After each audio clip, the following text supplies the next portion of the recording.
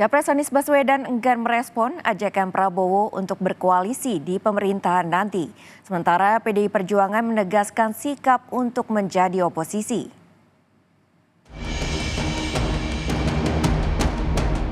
Prabowo, Gibran, dan seluruh koalisi Indonesia Maju, kami akan merangkul semua unsur dan semua kekuatan.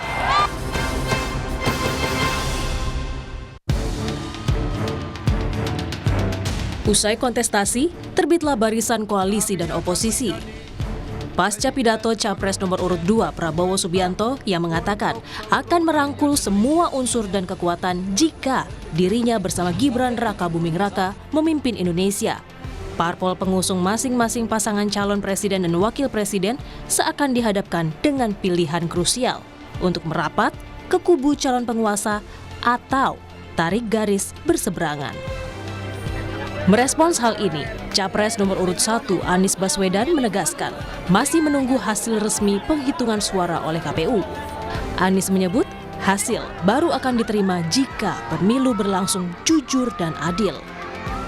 Penghitungan itu belum selesai, tuntaskan dulu satu-satu. Pilpres, pemilu, hasilnya akan bisa diterima dengan baik oleh semua ketika dilakukan dengan jujur dan adil.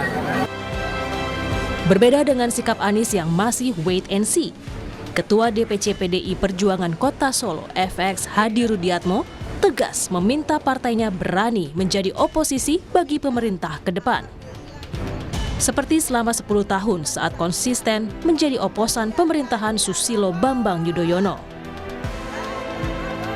Saja pesan saya kalau nanti PDI Perjuangan di parlemen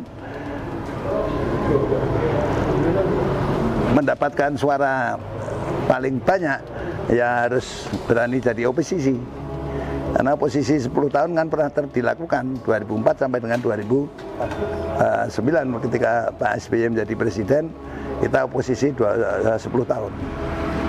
Sejauh ini sudah komunikasi dengan tim nasional yang... Oh, kita tidak komunikasi ke sana, itu sana pun juga pasti akan ribut dengan hasil perolehan suara. Ya, keberadaan oposisi pemerintah yang kuat memang akan memberikan fungsi check and balance bagi pemerintah dalam sistem demokrasi. Sehingga penyelewengan terhadap penggunaan kekuasaan bisa diminimalisasi. Tim Liputan, Kompas TV.